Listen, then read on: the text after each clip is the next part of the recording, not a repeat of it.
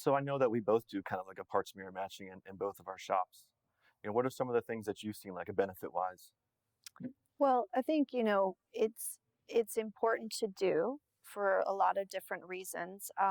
Obviously, we want to be efficient, effective, right? You want to complete the repair in a timely fashion. And, part of that is ensuring you're getting the right things at the right, like quickly as possible to do the job properly. And so mirror matching, as soon as the parts come in, we get the parts to the technician, the parts manager, and they unbox them and check them. I mean, and they're looking for all kinds of things that can be different. Amounts of sensors, the shape of sensor holes, different options, different colors, the right side of the car. And, things can be mispackaged from the manufacturer. Things might have been changed sometime in the vehicle's history. I mean, it doesn't always come down to, someone's fault. But everything really needs to be checked, because the worst is when you've told the customer the car's going to be done and you go to open, the mirror on Friday afternoon Yeah, and it's the wrong side, right? Because it nobody happens. checked it. Yeah. And especially with like all the technology nowadays too, right? Like, so the mirror has a camera in it. Does it have a blind spot? Does all that stuff, match up with the other one? Does it have the same connector? Is it actually going to be a 4-pin or a 6-pin connector?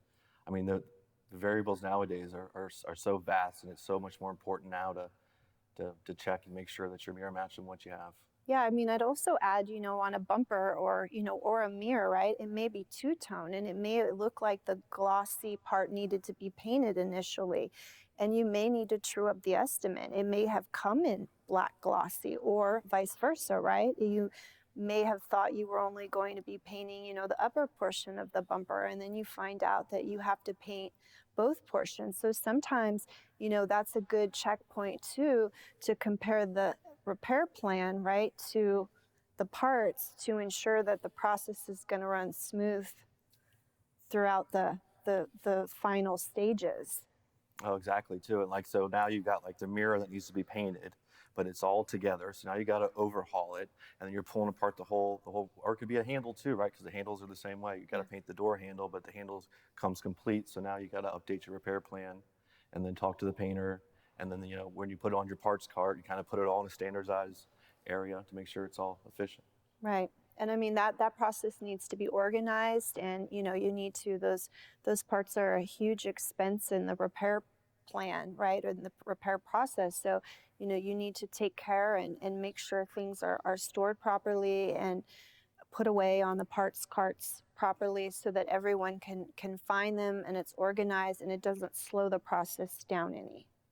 Yeah, and I think that's like when you build your process or build your parts card and kind of standardize it in your shop.